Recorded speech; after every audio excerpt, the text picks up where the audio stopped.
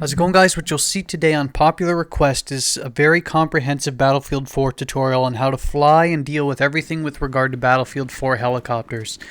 It took me months to make this tutorial, not in terms of gathering the highlights, but basically in terms of gathering information from my previous Battlefield 3 tutorial, learning from my mistakes, adjusting for things I did well, seeing other people's opinions on YouTube and other information and such, and basically accumulating it and putting it all together in one. Of course, there'll be information I miss or you might disagree with entirely, and post in the comments if you feel you can do better in a certain way or use information. It's an open forum with the idea of people basically sharing information to get better, and that's what it should be intended as. Of course, for this tutorial, I'll start with beginner tips, assuming you bought Battlefield 4 yesterday as your first Battlefield game and have absolutely no idea what to do. And from there on, I'll advance to more advanced information that basically even experienced pilots could probably learn from or even employ themselves every day. I'll give you attack and defense strategies, key bindings, loadouts. We'll talk about cover. We'll talk about altitude, changing altitude, strategies versus ground units, infantry, and armor, and strategies against other helicopters. Toward the end of the video, I'll talk about more advanced strategies, assuming that you can pilot pretty well and are learning to maximize your efficiency based on your trials and tribulations when piloting choppers and learning the basics in, say, the test range. I planned on making this video into one because most people like to skip over certain sections of series and they seem to forget about them. So basically favorite this video or whatnot if you plan on needing to come back and further the learning process, or maybe you just enjoy the video and you want to favorite it anyway. That's up to you. Let's get started. First things first, there are three types of choppers in Battlefield 4, and they are transport choppers, attack helis, and little birds, as I'm sure most of you know. Differences between them are basically size, maneuverability, and firepower. Transport choppers, as they suggest, have less maneuverability, are by far the largest, and have the least firepower, basically having, I think it's two 7.62mm cannons on the side. They don't have ECM jam as a countermeasure, they only have flares. And basically, as they suggest, their main purpose is to transport people around the map. That's basically what they're for. Attack helicopters have the most firepower, have a middle ground maneuverability because they're more maneuverable than transport choppers, but less than little birds. But they have by far, like I said, the most firepower. Little birds have cat-like agility and pretty good firepower, are by far the most maneuverable, but they are also the smallest, and they can even carry around 4 people. So the little birds, in my eyes, are the best ones in the game. And the good news about little birds too is if you have 2 engineers on the side, they can repair you as you go. Most of the other the transport chopper can have that too, but the attacks can't. So that's just an added bonus with regard to them. And that's basically the difference. And other than those differences between them, though, those differences worth noting, there are no noticeable differences in terms of controls other than the maneuverability factors. Everything's exactly the same. Next thing I'll do is I'll break down critical information on your HUD. HUD is basically stands up for heads-up display.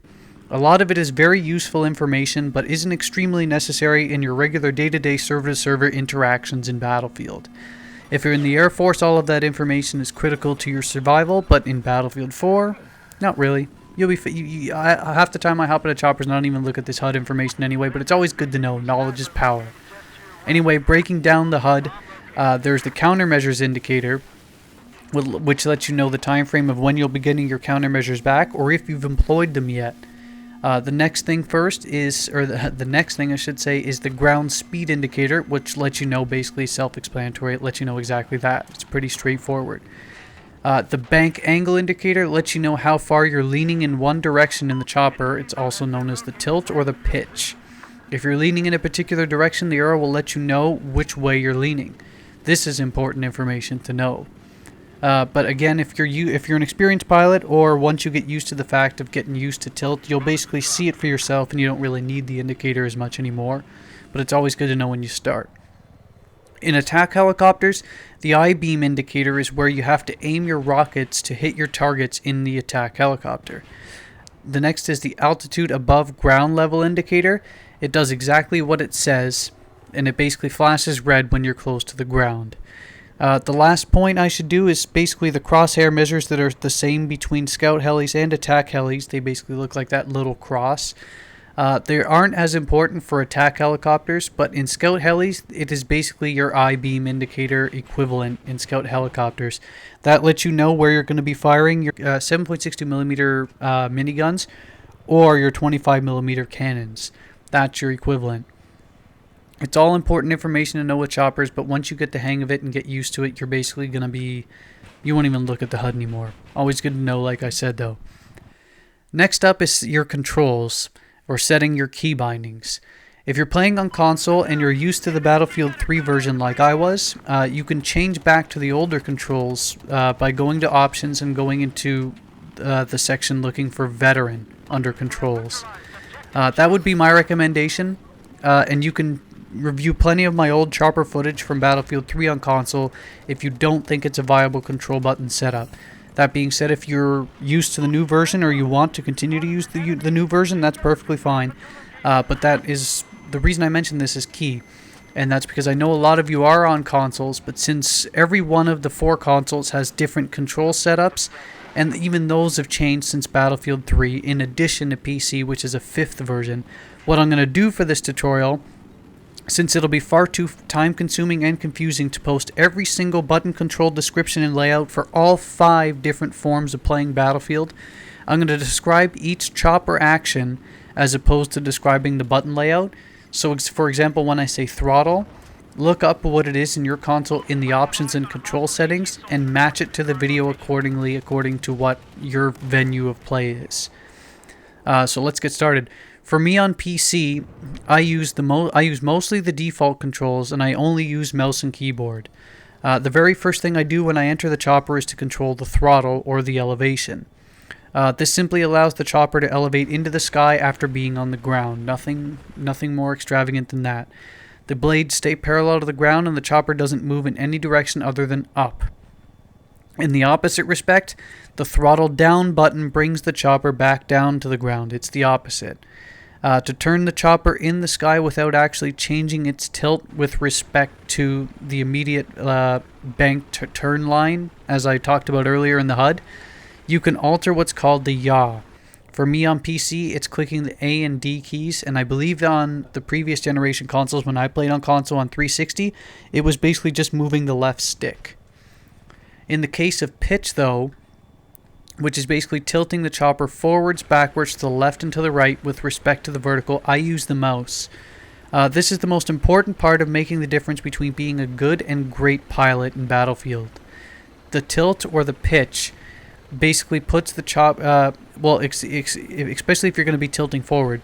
If you tilt the chopper forward, it puts the nose of the chopper down and the tail up. When you put this in combination with the throttle, the chopper will move forward. Make sure not to let off the throttle or push the tilt too far forward at once or you'll plummet directly into the ground. That's a big issue a lot of rookies make. When you fly backwards, keep the throttle activated and push and tilt the nose of the chopper toward the sky, and by default the tail will tilt toward the ground. You'll begin to fly backwards. Again, be careful because over-tilting the chopper's nose toward the sky will again have you crashing into the ground, but flying backwards is more difficult because you won't have the ground as a measure to see how far you're tilting and where you should make adjustments because you're going to be looking at the sky. It's important to use third person in this particular case. If you're going to be flying backwards, it really helps you out. But most importantly to get out of it, though, is being proficient with the pitch allows you to make quicker, more efficient turns, allows for quick changes of directions, and the only way to get better at this is to simply practice and go through the process of embarrassing yourself multiple times over. But you'll be surprised how quickly you'll adapt to it. It's not very difficult. In the case of turning the chopper, you'll be using a combination of the throttle to keep elevation and speed, as well as combining this with the yaw and pitch controls. This is the hardest part to get used to at first, but is the single most important part of flying choppers. To make a hard turn in one direction, for example, you want to control the yaw to the left. Like, say, for example, we're turning to the left. You want to control the yaw to the left, which in my case would be W, and the pitch to the left, which be tilting my mouse to the left. You'll see your chopper suddenly not only turn to the left, but it'll tilt to the left, and you'll begin the turning motion. If you're doing this while holding the throttle, as I suggested, your turn will not be as tight, but you'll keep forward momentum. If you let off the throttle when you do this, you'll make a much harder, much faster turn, but you will lose momentum. At the end of the turn, you want to raise the nose of your chopper up by pitching the chopper forward, which is basically, for in my case, using the mouse. In your case, probably using the right stick if you're using veteran controls. Otherwise, you'll see your chopper continually start doing a nosedive. And again, a lot of rookies make that mistake. They'll execute the turn perfect and then just plummet to the ground. Again, to master this aspect, you basically have to continually head to the practice range, ideally, or go in an empty server, and try out all sorts of different maneuvers to get a feel for it. The last thing you want to do is take it easy once you've gotten the basics down. You want to continually push yourself even if you fall flat on your face, because you'll learn much quicker this way. The last thing I want to mention with regard to maneuvering and controlling the chopper is landing, because sometimes you need to land for repairs, or sometimes you want to land to pick up objectives, say in obliteration mode. And to do this, there's two ways. The first way is by moving forward. As you're moving forward, tilt your chopper's nose toward the sky. This will slow down your chopper's forward momentum, and by clicking throttle down next, you'll slowly descend toward the ground. The second way is far more risky and probably better for more advanced pilots to do, is by using the chopper's railings to slow down your momentum. As your chopper is leaning toward the ground and you're descending, pull the chopper's nose up slightly right before hitting the ground, and the friction between the ground and the chopper's railings underneath it will slow it down. Practice makes perfect here. Again, I'd use it if I was a more advanced pilot. And for me, lastly, in terms of key bindings, I bound my primary and secondary weapon switches to the side mouse buttons for quick access. And I also bound my countermeasures button to my third mouse button, the one in the middle that you click. So it's basically easy employment, and I don't have to fiddle for keys or worry about clicking the wrong keys. They're always at my disposal, and I find this the easiest way.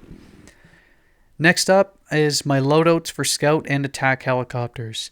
For scout helicopters, my primary weapon, I swore by the 25mm cannons for the longest time because of the increased splash damage versus infantry, and I still believe they are the best of the two versus infantry, but they do have weakness in terms of capacity and reload times.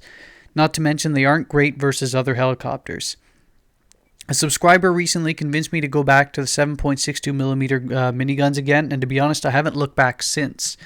They have far less splash damage and require more precise aim, but they're just as good versus infantry, and they absolutely decimate everything that's not heavily armored, such as other helicopters, jeeps, and etc. I've been using them lately, and I haven't looked back. They've been great. One thing to note, though, the minis have absolutely no effect on tanks and LAVs, whereas the 25mm do damage, but they're not the most proficient in doing damage either. So that's just the differences between them.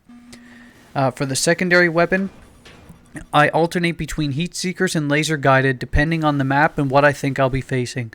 If I think I'm going to be using or facing air support an awful lot, I'll use heat seekers. If I'm going to be facing a lot of ground-based threats with not a lot of enemy armor against me, then I'll switch to the laser guided. In terms of my countermeasures, I use the ECM all the time, and the reason for that is because it breaks lock-ons, and basically as long as the missile passes through an ECM cloud, if I'm late on activating it, it doesn't hit me. It's the best of both worlds to me, because the flares basically are a sort of last-ditch effort to try and prevent you from getting hit.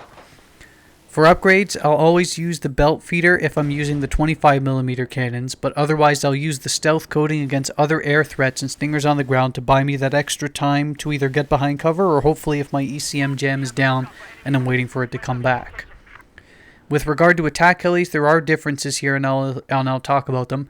The primary weapon for me is hydro rockets. I've gotten used to them, so they're my best bet versus armor and infantry. Not to mention you get more of them than you would using Zuni rockets, but hey, it's all subjective. You can use what works for you. But Zuni rockets, that being said, would be much more effective against armor despite getting less of them in the magazine. With regard to secondary weapons, I tend to use heat seekers in maps with plenty of air threats, just like with scout helis, but I may try out the tow missile if I have competent jet pilot teammates that are going to keep me from getting swarmed by other enemy air. So again, depends. My countermeasure, like I said earlier, for scout choppers is always going to be ECM. My upgrades, or I'll use the stealth coating as long as I can remain observant to where I am in proximity to the enemy air spawn and enemy air threats, because that way I eliminate the need for air radar. But if you feel comfortable with air radar, again, that's up to you. Feel free to use it.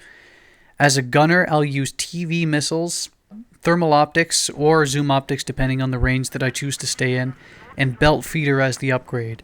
The most important part of playing the role of gunner, though, is to always communicate with your pilot, or if you're the pilot, communicate with your gunner, because two working together will be far more efficient, far more deadly, increase your survivability exponentially. But again, a lot of the time it doesn't work out that way. We all know it doesn't. So those would be my defaults like I listed above earlier. And again, both of you should be running the engineering class with the repair tool kits, because we aren't perfect. Sometimes we'll hit obscure objects, we'll take damage. Other times we'll have to worry about taking hits from a stinger, we'll have to land. And having the option to repair, always a benefit. Otherwise your chopper's going to go to waste. Next up, I'm going to talk about more advanced tips. First things first, I always suggest to everyone is to prioritize. And what I mean by that is before you even begin attacking, you should realize the role you're basically playing by playing the role of helicopter in the air.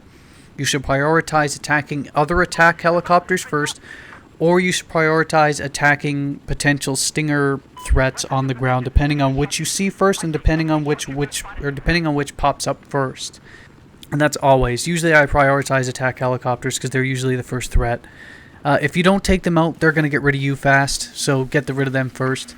Like I said, the next decision is usually, if you don't see an immediate stinger threat, you can decide between attacking enemy jets or trying to prioritize taking out tanks or infantry on the ground.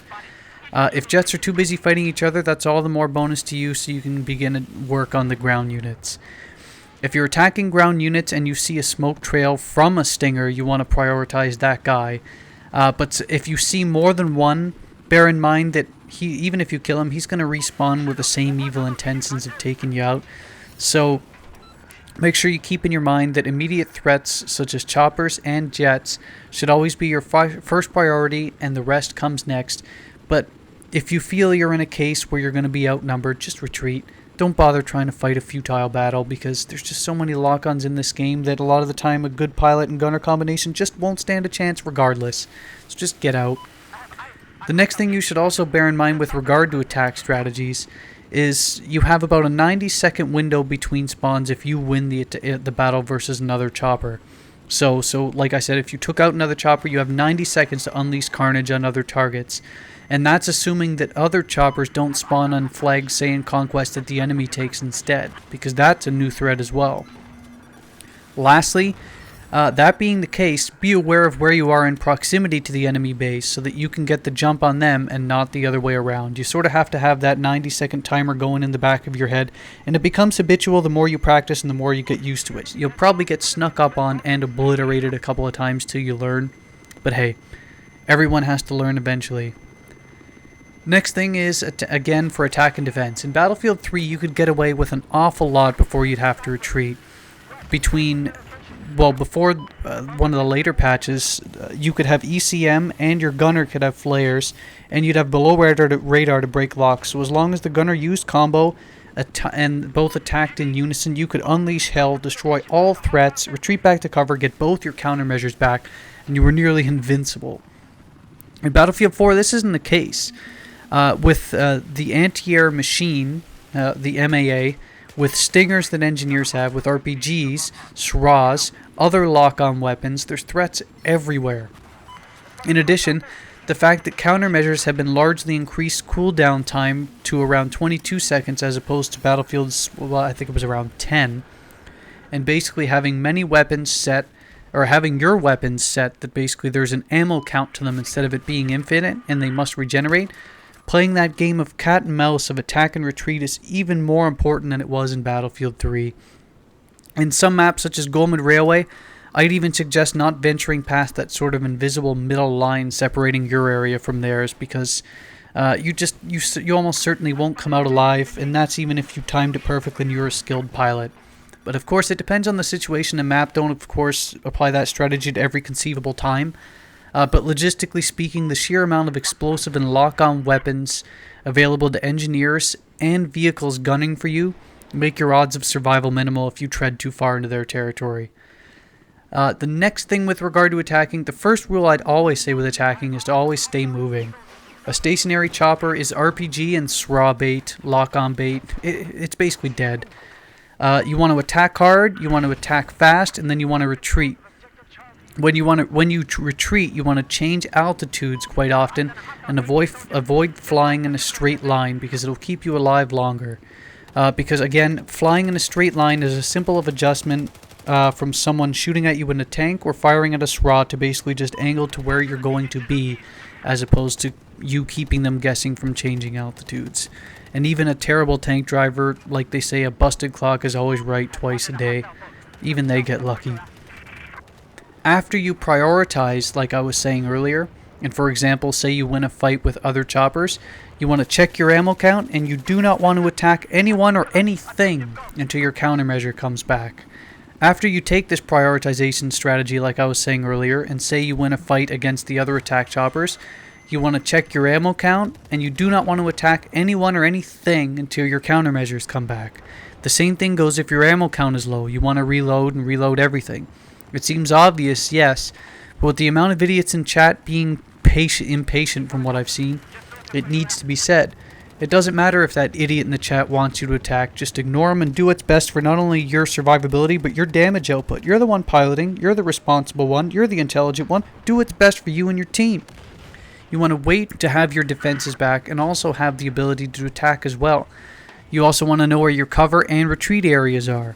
Sometimes you'll be hit with many lock-ons, so attacking would be useless. So retreat and try and find a building or a hill or something to break those locks if your ECM's down. You definitely have to pick and choose your moments of attack in Battlefield 4 because otherwise you'll basically be immediately annihilated. With regard to beating other choppers, it entirely depends on your loadout. You can use the lock-on rockets within 200 meters. I think it's more like 150. And the reason why you want to do it inside of 150 meters is because it gives less of a chance for the enemy to fire their countermeasures, and most of the rockets will hit them before they even have a chance to, and you can just finish them off with the minigun or the cannons after that. If you choose not to use the lock-ons, you'll have to get much better aiming with the miniguns. Try and attack from behind or from the side or even from above so that ideally you can kill them before they even notice you're there. In attack choppers, you can also employ the fire one heat seeker, wait for them to employ their flares or ECM, and then fire the other one. This will give you a mobility hit, take them down about at least 20-30 damage, and then you can finish them off with your rockets, or your gunner can take care of the threat. These seem to work quite well when I employ them. When taking on enemy tanks and LAVs, make sure you stay high in the sky. You want to start high, attack from above, and ideally toward the back or the sides because that's where it's going to inflict the most damage because that's the weak points. If you drop too low, you'll be obliterated because all the tank driver has to do is swing around his barrel and blow you out of the sky. And I dating back to Battlefield 3, I can't even count the amount of chopper pilots I've taken down because they swoop too low. All I have to do is wait for them to pass over me, and I just shoot them as they appear into my sight again. If you stay at a certain high enough altitude, tank and LAV barrels can't even get high enough to target you. They're sitting duck. They're basically waiting for you to be destroyed. So keep that in mind when attacking land vehicles. The exception, of course, is boats. I know it's a water vehicle, but enough. Boats are different because they can aim far into the sky, and they have the means to deal with air through the burst measures. Not to mention they have people riding the boat that can fire the 7.62 miniguns, and they inflict quite a bit of damage. So basically attacking boats is always dangerous. You're taking your life into consideration. But if you choose to do so, my first recommendation would be to get rid of all the passengers on the boat. There's less people to repair, and there's less people using miniguns. You want to strafe around and be very careful where the driver is aiming because the driver is also a threat. If he has TV missiles, you'll be done in one shot. So again, it is a risk.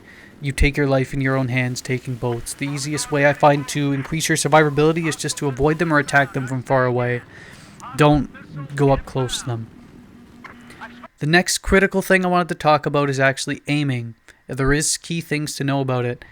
It's a critically important skill to master, and being able to attack enemies further away will increase the chances of you winning battles quicker and decrease the odds of them hitting you. Of course, if you're sitting still, you'll have to unless you're sitting still, I should say, you'll have to lead your shots to maintain the accuracy. The farther away you are, the more you'll have to aim above and further ahead of your target, especially if your target's moving. The crosshair in the middle of your screen for scout helis is where you want to use, or it's what you want to use to aim your shots. If you're moving forward, use the bottom hash as your shot reference. If you're moving forward or to the left or to the right, it's basically called a strafing or circling shot. You want to aim ahead and below the target, now pointed out on basically the screen. For example, if you're strafing to the left, you want to aim to the right and below the horizontal crosshair on the right. And again, I'll point it out. For attack helicopters, you want to aim your rockets at the floating basically I-beam in the middle of your screen, as I talked about earlier. The same rules as above for scout helicopters apply basically with an eye instead of a crosshair. You have to lead your targets, and you want to aim for the weak point of your vehicles to quickly dispatch them. With regard to another key point, elevation. I've heard and seen other tutorials, and people suggest that you should fly high or low. I reject both of those as a premise for a full-time thing, and I suggest you split the difference and take the medium route, because if you stay too high, you'll be bait for other choppers, jets, and stingers. If you fly too low, you'll be prone to making errors such as crashing into poles or buildings, and you'll be bait to tanks and RPGs and other forms of punishment. If below radar was in Battlefield 4, I'd be taking the low route all the times to break the locks, but since it's not, I'd advise taking the middle ground. Plus, the other way, the middle ground allows you to adjust to high or low elevations depending on circumstances that pop up throughout the match, so it gives you the best logical idea of both worlds. The next important point to measure is cover. Make sure you use cover appropriately. Buildings aren't just obstacles to avoid, they're also your cover. Dawnbreaker comes to mind here perfectly. Anything that provides an obstruction to an enemy sightline can be considered cover. If you're on the bottom of a not-so-steep hill, that can sometimes be enough to break locks. Cover's nearly everywhere except in maybe Golmud Railway or a couple Battlefield 4 maps. So basically make sure to use it when breaking locks, when time to regenerate the health of your vehicle if you don't have an engineering guy repairing you, or etc. Situations like that. The difference between someone who gets a few kills and dominates a match isn't just in terms of flying skill, but it's also the ability to use their environment, and of course, let's be honest here, it's having people helping to repair your vehicle. So that being said, this was a ton of information to take in at once, and I don't expect most of you to watch it all at once, and if you did, hey, congratulations to you, pointed out in the comments. But that being said, make sure if you do want to see it again that you save it, and I'll try and point out certain sections of the video so that you can continually go back and view certain points of the video for your enjoyment, and you don't have to skip through 22 or however many minutes this is, I'm not sure. So it'll be benefit for you. But just remember this at the end of the day. Everyone started new at some point, so to those on the chat that basically say you're a noob or you're a rook or you suck, sure you do now, but as long as you practice, you could slaughter them in the future. Expect struggle, learn from your mistakes, and practice, practice, practice. If you enjoyed it and you learned from it, leave a like, subscribe, and most of all, have a good one, YouTube.